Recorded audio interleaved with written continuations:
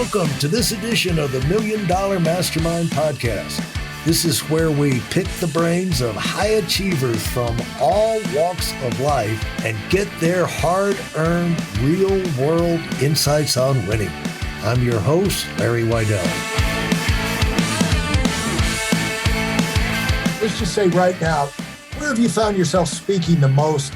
And how long are you speaking and what are you speaking on? Just general education, or because I'm out at Aspen right now, they have the Aspen Ideas Festival.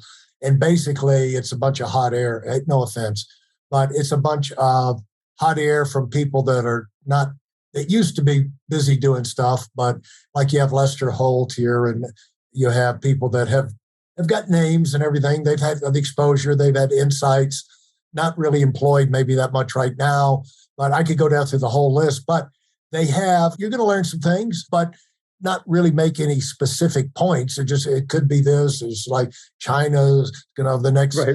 What's going to happen. I went to one many years ago, like the last one I went to, here's the direction of China over the next 5 years. It's just like, well, we were in China when the revolution and this and what's happening. In fact, what do I need to be wasting my time about what's happening in China? I don't have a company dealing in China. I was going to say, if you had a business dealing in China, you're probably... Right. And so the thing is, yours is directed towards things that people can use and do something with now. And so how did you get to that point?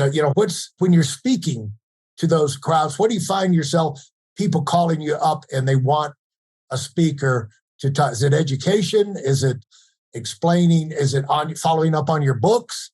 Or they're coming in, they want your principals to come into their company and they bring you in to kind of open the door and get people interested in thinking this way, changing the dynamic of how they look at the situation they're in, giving them a picture of where they could be. What do people call you in for? Almost exclusively, it's about category design in the Play Bigger book. It just was 10 days ago or so. I was in Dallas. I spoke to a Dallas, it's called the X Club in Dallas, which is a club of investors and entrepreneurs and business people, 300 or so people. It was basically like the basics of category design. What does that mean? How do categories work? How do you think about it for your company? So I do it for groups like that. I do it for individual companies. I've done it at broader industry conferences, just all over the map. I mean, it seems to be something that a lot of people are interested in. And how can, you have 300 people out there and you're talking about category design.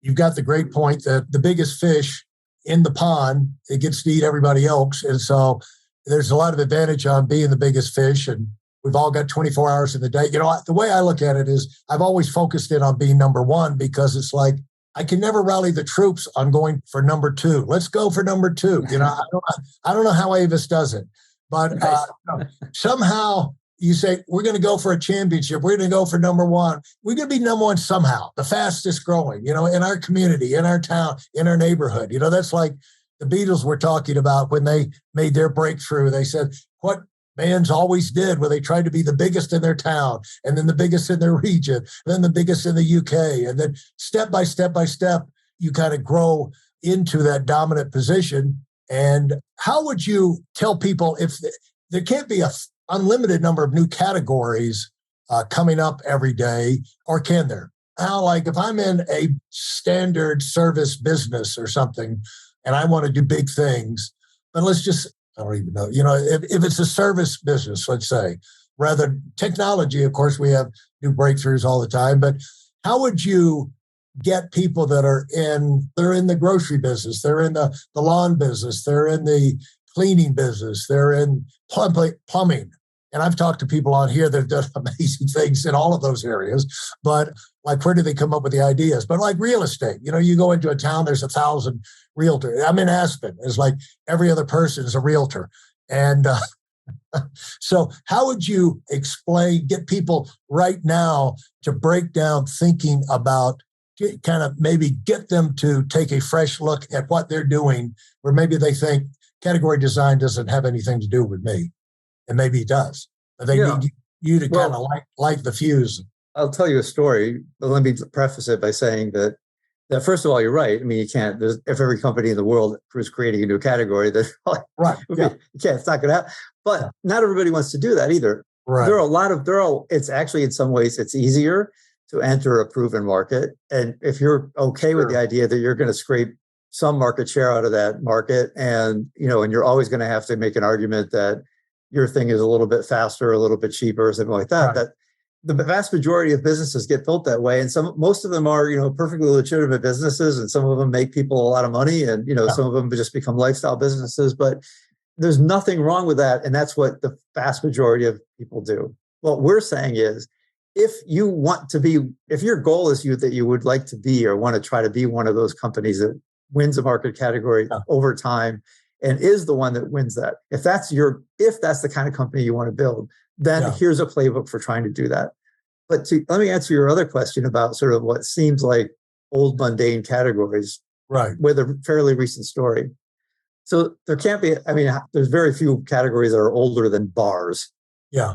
You would think there's nothing new you could do with a bar. You know what I heard? I heard this in New York. They were talking about coming out of COVID, and they said there was 349 Irish bars in New York City. It's like, what? I'm not surprised. There are a lot of Irish bars in New York City. It is like, there's a lot of bars out there. But anyway, so here's the power of, even in an age-old category, of finding a way to create a new category out of that category.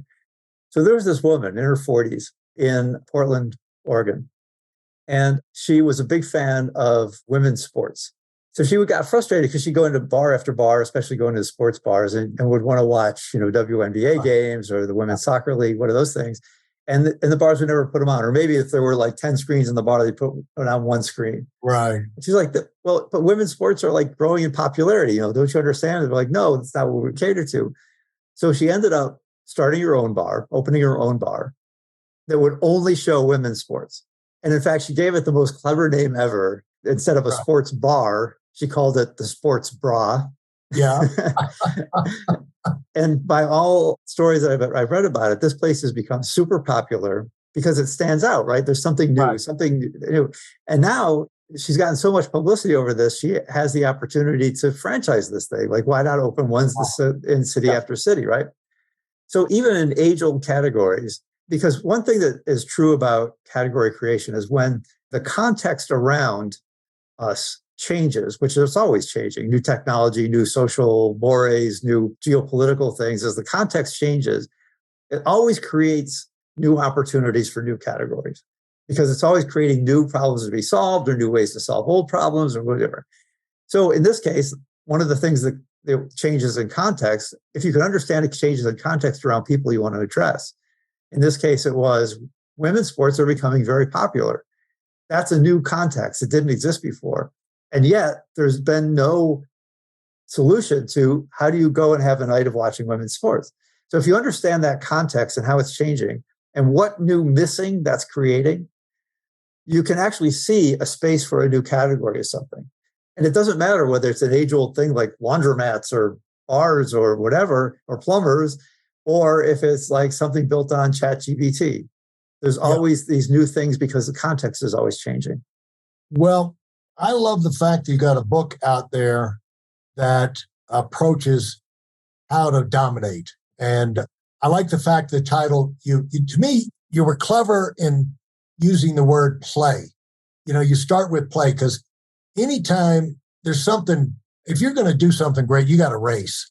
There's got to be some competition. There's got to be some fun in there where you're doing it. And just starting off with the play bigger. It's just like play and bigger. And what I'm hearing for the fact of you're speaking everywhere, and you're primarily talking about how to get huge, how people get huge. And it seems like there's a big market. This is what I've always felt. Even small people want to hear about getting big.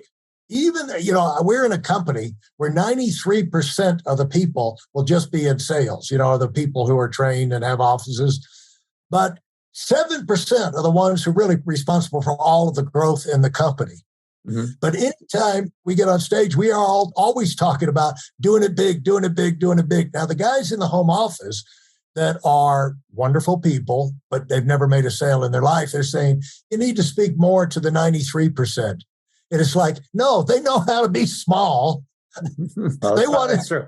Yeah, I said, go out. I mean, we have a convention of 50, 60,000 people. Walk out in the audience and talk to people and see, what do you want to do? They're all, 93% are doing average numbers. They're making good money and all of that. But they want to be big, and they all have the potential. And you and I know, and Kevin, you would know, because the success stories you've seen, and that's behind what we're doing now and behind this podcast, is that the commodity of success has to traffic in ideas that work, right, not ideas that don't work. And you bet your activity on concepts that are proven winners. And people can turn their lives around. You can't, if you're an animal, you're probably not going to do that. But a human being can turn themselves around. And if they're motivated, and a lot of time, all it takes is an idea or a concept or something to trigger that.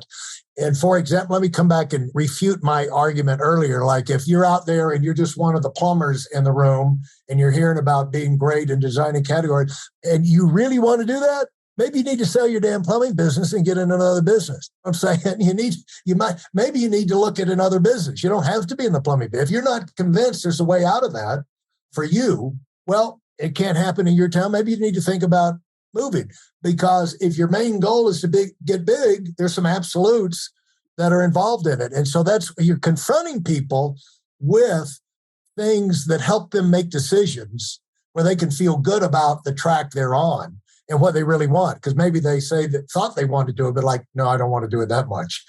So I'm really excited to hear how this is playing out, and that this message is being exposed to so many people. When you wrote the book, you followed up that book. Was that the 2-second advantage? No, that was just before that book, actually. Okay. Oh, really? Yeah. And what were you thinking about the 2-second advantage? Well, the 2-second advantage was, I wrote that with a guy named Vivek Randi, who at the time was the CEO of a big software company called Tibco. Vivek since is out of that, and he's actually the owner of the Sacramento Kings basketball team now. And that is who? Vivek Randi is his name. Okay. So Vivek had these ideas, and he and I were talking one time, and I had been I gotten very interested in brain science, right? Because I was very interested in how, this was long before the ChatGPT kind of stuff came out, about how computer scientists were trying to understand the human brain and be able to create programs or computers that work like the brain. So we got talking about this, and we ended up doing this book about how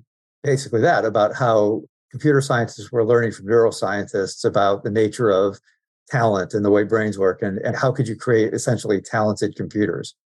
So the book was unfortunately, is probably about 10 years ahead of its time. If it had come out in 10 years later, when all this interest in AI started to happen, it probably would have done a lot better than it did. Yeah. Maybe it's time for a rewrite. Yeah, well, yeah, maybe. And so what followed up Play Bigger? So again, going back to, keep in mind, I thought I was a writer. That's all I was, So I wrote Play Bigger with these guys and thought, okay, well, that book's done. I'm moving on to the next thing. Right. And by the time that book even was published, I already had a contract for our next book. And this was a collaboration with Taneja, who's the CEO of one of the biggest venture capital firms in Silicon Valley called General Catalyst. Okay. So we wrote a book called Unscaled, which was about how AI was going to change all these different industries. We kind of tick through different energy and retail and education and all these different industries, looking at how AI was likely to change these industries. Yeah. So then we enjoyed working together so much, we actually ended up doing 2 more books. The next one after that was called Healthcare, which actually took the unscaled ideas and just focused it on healthcare itself. And then the most recent one was called Intended Consequences, which was about how to build AI and all of these new technologies in a very responsible way. And that hit number 2 in the Wall Street Journals in the first 2 weeks, or I may have. I don't know. I'm not being. I actually honestly don't pay attention to much of that, so I don't know if it did or not. But it did very well. Number 7 in Publishers Weekly nonfiction list. So, what came from writing that book? What good things happened to you from that? Intended Consequences. You were trying to focus people on what's now called responsible innovation, right? How do you build a company so that the technology you build doesn't harm society, actually helps society, right? And what's a playbook for doing that? I mean, everybody started over these last 4 or 5 years, as AI started to bubble up and you get other things like very powerful technologies like CRISPR and blockchain and all these others, there started to be more and more conversation about this idea of responsible innovation and that people have to build these things with responsible guidelines and all that. There was no playbook. There was nothing you could hand to a company founder and say, if you want to build a company that has this as part of its ethos, here's how you think about it. Here's how you put it into practice. So that's what we wrote with Intended Consequences. Well, I'm curious about when they call you, and you've done a lot of this for interviews on TV, radio, CNN, CBS Sunday Morning, and NPR, they're calling on you they're asking similar questions that you get asked so you can cover the same information you cover at your talks. Are they bringing you in as an expert on AI, or what are they bringing you in to speak on? Is it a wide variety of things? It's a wide variety of things. In fact, for instance, if you go on, I don't know where it's streaming now, but about, I don't know what it was, 5-6 years ago, CNN did a series on the 1980s. And one of the episodes of that series was about technology in the 1980s. So they ended up pulling me in. I ended up being like essentially the main talking head throughout this whole episode of this series. And in that case, I was drawing on my experience as the technology journalist, right, that had been a part of this. Right. And who had walked into things like Apple when it was, in its early stages, or Yahoo and it was, 6 people and things like that. But so it's stuff like that. It could be commenting about something in the news. It could be, I don't know. I had written about a book about IBM in 2011 when IBM was 100 years old. CBS Sunday Morning wanted to do a big story about it, had me in the studio. So it's been all over the place. Thanks for listening to the Million Dollar Mastermind. If you felt there were any valuable takeaways from this episode, please take a minute and leave us a 5-star review. Your feedback is important and really helps us get the word out to a wider audience. Remember, we have a valuable webinar that is absolutely free. Register for it right now at weidelonwinning.com. Thanks for listening.